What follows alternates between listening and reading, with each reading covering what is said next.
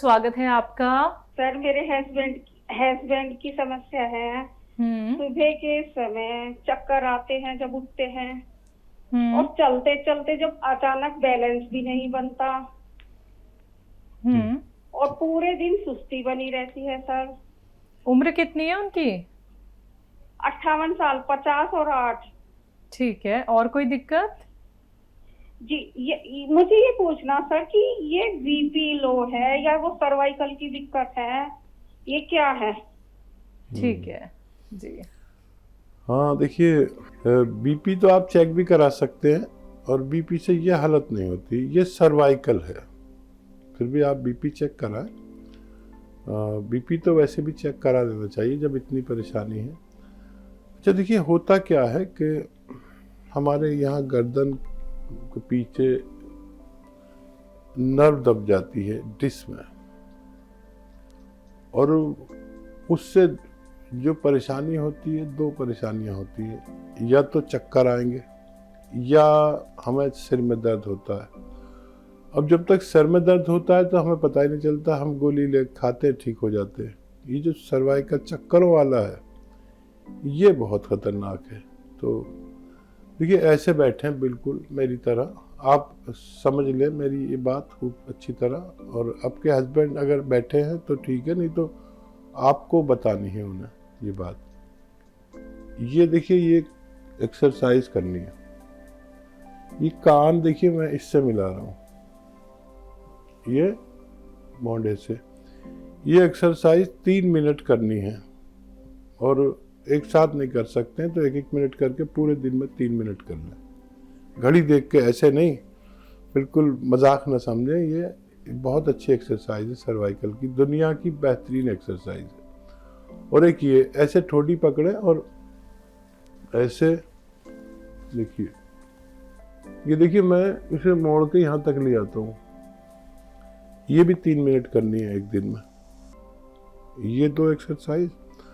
और एक उनको कहें ऐसे लेट जाए, पीछे ऐसे लेट जाए बेड पर, और जिधर पैर करते हैं उस तरफ को लेटे, और ये गर्दन का हिस्सा ऐसे लटका ले बेड से नीचे, और बाकी शरीर ऐसे सीधा लेटा रहे। ऐसे 5-5 मिनट करके 5 बार लेटे रहे, बड़ा आनंद आता है। तो 10 दिन में ये रोग कहाँ गया आदमी ढूंढता ही रह जाता है। वरना जब हम डॉक्टरों के पास चले जाते हैं तो कोई दिमाग का टेस्ट करा देता है, कोई आंखों का टेस्ट करा देता है, और सही रोग तक पहुंच ही नहीं पाते। तो आप 10-15 दिन ये एक्सरसाइज अपनी निगरानी में कराइए उन्हें। देखें, दवा की भी जरूरत नहीं, आपके हस्बैंड बगैर दवा के अच्छे हो सकते हैं। कर्नाटक से मोहम्मद नईम, स्वागत है आपका। जी सर, मेरा मसला है, मेरे को मोशन में कफ जलता है। ठीक है, हेलो। ठीक जी, है, जी। और बताइए। और मैंने आपसे फोन किया था, वो मैं दवा बताई ये केयर लेने के लिए। क्या ये सही है या दूसरी दवाई है? मेरे को नुस्खा नहीं, दवाई बताइए बस। ठीक है सर। दवाई है पी केयर। उन्होंने ए केयर नहीं बताई होगी, पी केयर बताई होगी। P for Patna. Capsule P care आता है, इसे 2 या 3 टाइम ले सकते हैं एक दिन में।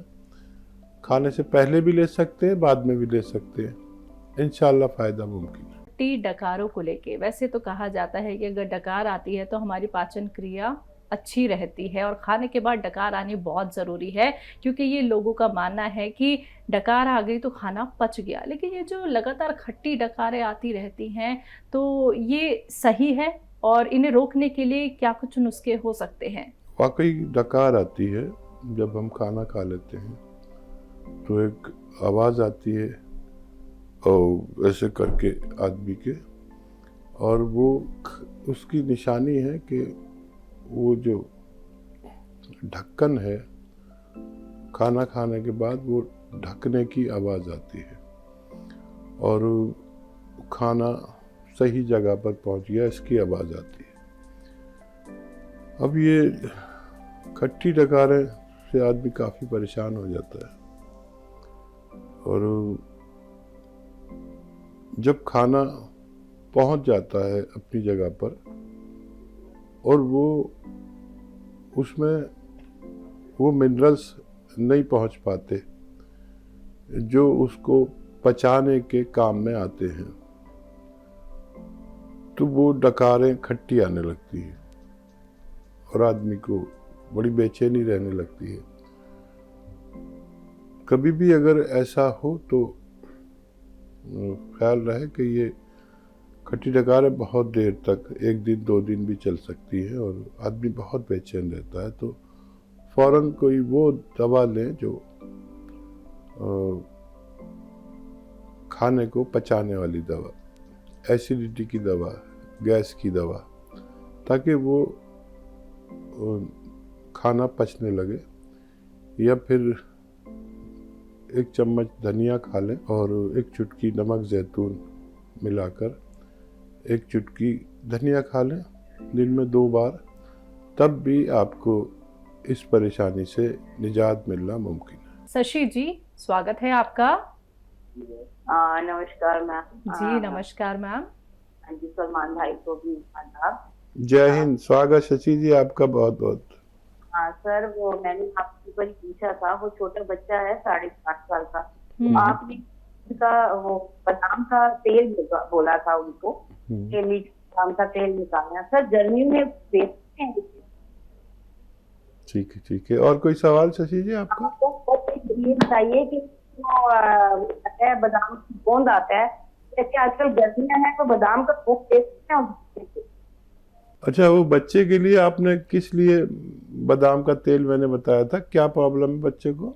वो छोटा बच्चा जो है ना 4.5 साल का, उसकी ग्रोथ नहीं हो रही, कमजोर सा है, ग्रोथ नहीं हो रही है जी। और मैं गर्मी की ना तो गर्मी में नहीं खाते, ये गर्म होता है, तो मैंने कहा बादाम का जो गोंद है वो ले सकते हैं क्या? अच्छा, वो 4.5 साल के बच्चे के लिए जो मैंने बताया, देखिए जो गर्म चीज़ों की भी एक दर्जे होते हैं, पहले दर्जे का, दूसरे दर्जे का, तीसरे दर्जे का, और ये क्योंकि ये तिलहन में से है, तेल इसमें जो निकलता है वो गर्म तो होता है लेकिन ताकतवर होता है, तो इसको हमारी भाषा में तर गरम कहते हैं। तर गरम चीज़ नुकसान नहीं देती, आपके बच्चे के लिए वही बेहतर है। और वो बादाम का गोंद जो है कुछ ज़्यादा ठंडा हो जाएगा, और ये आप उन्हें दें बच्चे को। और अगर बादाम का गोंद देना है तो सिर्फ आधा ग्राम, वो भी दूध में मिला के देना, आधा ग्राम, तो उससे तो बेहतर आप ये ग्रोथ के लिए गौन मोरिंगा सफ़ेद, लेकिन आधा ही ग्राम या उससे भी कम दें तो ज़्यादा फायदा कर सकता है। पुष्पा जी, स्वागत है आपका। नमस्कार मैम। जी नमस्कार मैम। डॉक्टर साहब, एक तो मेरी दोनों पैर की एड़ियों में बहुत ज्यादा दर्द होता है। जब मैं सो के उठती हूँ डॉक्टर साहब तो एड़ियाँ टिकती नहीं है, दिन में बैठ जाती हूँ तो उठ के चलती हूँ तो एड़ियों से चला ही नहीं जाता, और पेट में से भारीपन रहता है मैम, बस भूख भी बहुत कम लगती है। आपकी उम्र कितनी है? 40 है मैम। ठीक है मैम। अच्छा देखिए, जिसको भी ये ऐसी प्रॉब्लम हो कि जब भी वो आराम करे और फिर चले उठ के तो एड़ियों में ऐसा दर्द होता है और वो ऐसे टेढ़ा मेढ़ा होकर चलता है, ये रोग को मैं जानता हूँ। और आदमी सोचता है कहीं मैं अपंग तो नहीं हो गया, और डॉक्टर्स के पास जाता है तो वो कहते हैं एड़ी की हड्डी बढ़ गई, कभी कहते हैं कैल्शियम बढ़ गया, कभी कहते हैं यूरिक एसिड बढ़ गया, कुछ नहीं बढ़ा। दरअसल ये रोग मैं आपको बताऊं क्या होता है, और वहाँ तक कोई पहुँचता ही नहीं है जो रोग है। ये रोग है कमर का, कमर में नसें दब जाती है हल्की सी, और वो एड़ी तक जाती है, आपकी दोनों नसें कमर में दबी हुई हैं। तो आपके लिए 1-2 एहतियात है और एक दवा बताता हूँ। एहतियात ये है, देखिए आप गृहिणी हैं, झाड़ू पोछा करती होंगी, झाड़ू पोछा बंद कर दीजिए। कोई भी मेहनत का काम कुछ दिन के लिए बंद कर दें, और ऐसा वेस्टर्न टॉयलेट, कुर्सी वाला टॉयलेट यूज़ करें। ये होगा तो बहुत आसानी होगी आपके लिए। और आपके किचन में धनिया है, धनिया, सौंफ और अलसी, 3 चीज़ें हैं।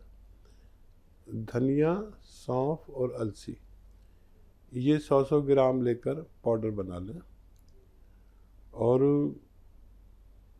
एक आता है गोंद स्याह, काला गोंद, याद रखें, काला गोंद या गोंद स्याह। ये नकली बहुत मिलता है, असली ले लें। ये रॉ मटेरियल है, कच्ची दवा, और असली लेना शर्त है। इसको पाउडर बना लेना। ये रॉ मटेरियल है। आधा ग्राम गोंद स्याह, और ये जो 3 चीज़ों का पाउडर आपने बनाया, सौंफ, धनिया और अलसी का, ये पाउडर 1 चम्मच खाएं, और आधा ग्राम इसमें गोंद स्याह मिलाकर खाएं। दूध से लें, पानी से लें, जैसा आपको आसानी हो। लेना है खाने के बाद, दिन में 2 बार लें। आपकी ये तमाम समस्याएं अच्छी होना मुमकिन है।